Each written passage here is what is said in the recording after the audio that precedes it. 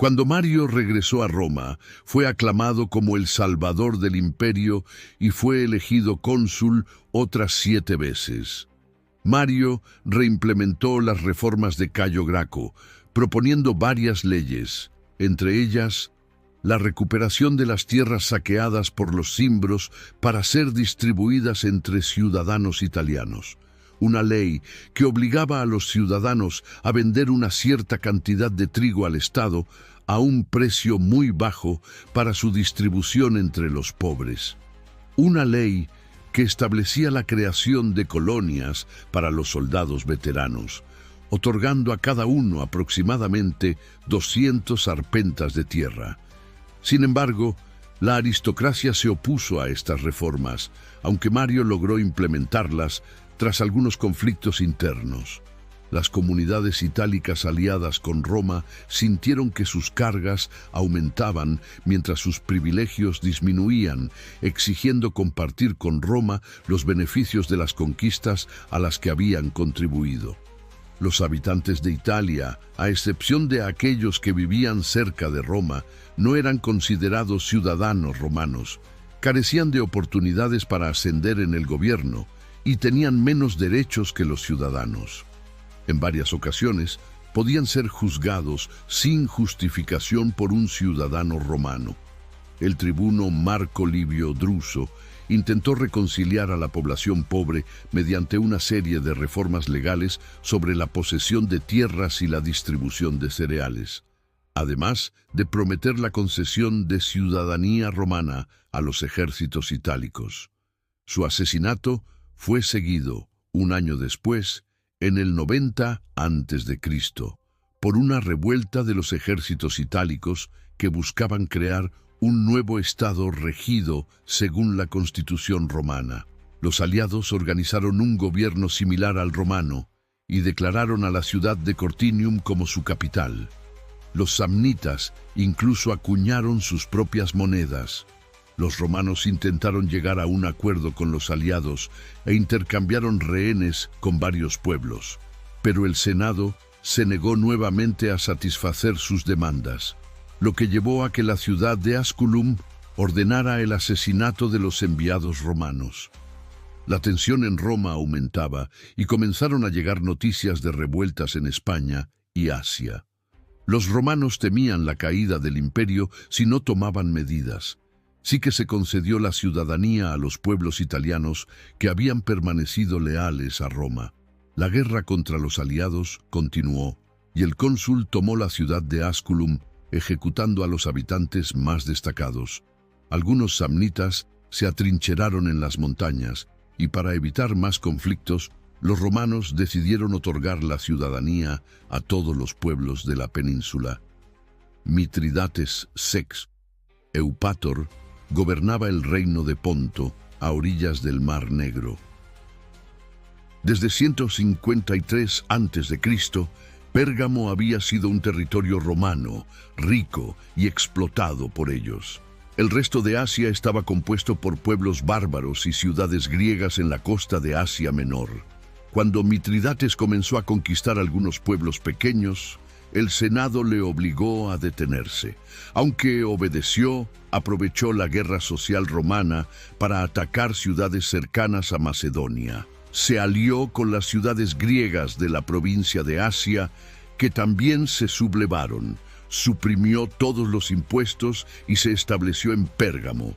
Mientras tanto, en Roma se decidió que Lucio Cornelio Sila, líder de los optimates, sería enviado contra Mitridates. Cuando Sila estaba a punto de marchar con su ejército, Cayo Mario, representante del Partido Popular, habló con el cónsul y se le retiró a Sila el derecho de liderar las tropas contra Mitridates. Sila entonces marchó sobre Roma, marcando la primera vez que las legiones romanas entraron en la ciudad. Amenazó con incendiarla y el combate cesó. Mario fue declarado enemigo público por el Senado y huyó a África. La huida de Mario y la ejecución del tribuno Publio Sulpicio Rufo dejaron el camino libre a Sila para imponer medidas arbitrarias y dirigirse contra Mitridates en el 87 a.C. Sila partió hacia Grecia, conquistando las ciudades de Atenas y Pireo. Luego se dirigió a Beocia, donde se encontró con Mitridates, quien contaba con una falange de 15.000 infantes. A pesar de tener un ejército más reducido, Sila logró derrotarlos cerca de Queronea. Así, se convirtió en el dueño de Grecia y al no tener cómo llegar a Asia, decidió pasar el invierno en Tesalia. Mientras tanto, en Roma, el cónsul Lucio Cornelio Cinna se unió a los partidarios de Mario. Intentó implementar las reformas inicialmente propuestas por Rufo, pero fue expulsado de la ciudad. Reunió legiones de Campania y buscó a Mario. Más tarde ambos tomaron Roma, asesinaron a senadores principales y declararon a Sila enemigo público. Se otorgó el mando de las fuerzas contra Mitridates al cónsul Valerio Flaco, y poco después, Cayo Mario falleció. Sila tuvo que enfrentarse a Flaco y Mitridates simultáneamente, por lo que decidió firmar un tratado de paz con este último. Flaco partió de Roma, atravesando Macedonia hasta llegar a Bizancio, donde solicitó alojamiento. Sin embargo, tuvo desacuerdos con su teniente Fimbria, quien, tras ser destituido, amotinó a los soldados contra Flaco. Este escapó, pero fue capturado y condenado a muerte. Fimbria entonces se dirigió contra Mitridates. Al acampar cerca del campamento de Fimbria, los soldados de Fimbria, que apreciaban a Sila, se amotinaron y se unieron a él, lo que llevó a Fimbria a quitarse la vida. Sila alojó a su tropa en Asia durante el invierno y luego regresó a Roma con 40.000 hombres. Se formaron 6 ejércitos para detenerlo, pero los soldados romanos no querían luchar contra Sila. Varios se amotinaron y se unieron al general romano, otros fueron derrotados, y los restantes huyeron tras asesinar a algunos senadores.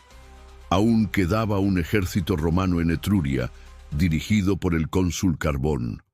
Sila se enfrentó a ellos.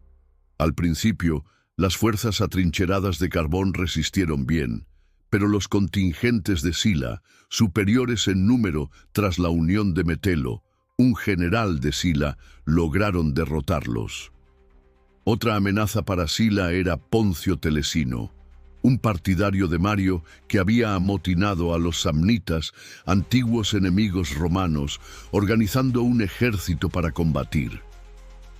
Sila estaba sitiando la ciudad de Prenestre, donde se encontraba Mario el joven. Poncio se dirigía a Prenestre para reunirse con Mario, pero al encontrar el camino bloqueado se apresuró hacia Roma. Los samnitas acamparon cerca de la ciudad y al enterarse, Sila se dirigió a Roma.